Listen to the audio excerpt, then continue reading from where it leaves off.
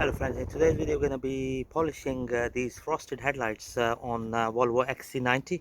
This is 2005 model Volvo, and you can clearly see the condition. So to start off with, we're gonna wet the headlights, then we're gonna use 2500 grit wet and dry sandpaper to take off the top layer of the plastic, and then we're gonna polish it.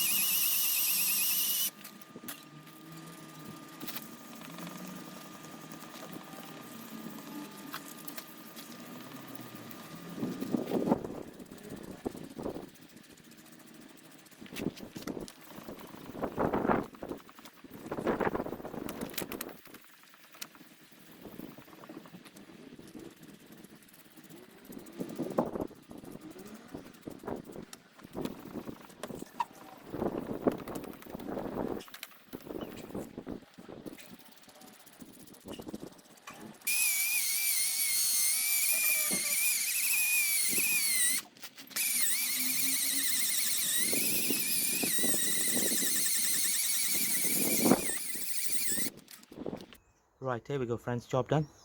Thank you very much for watching the video.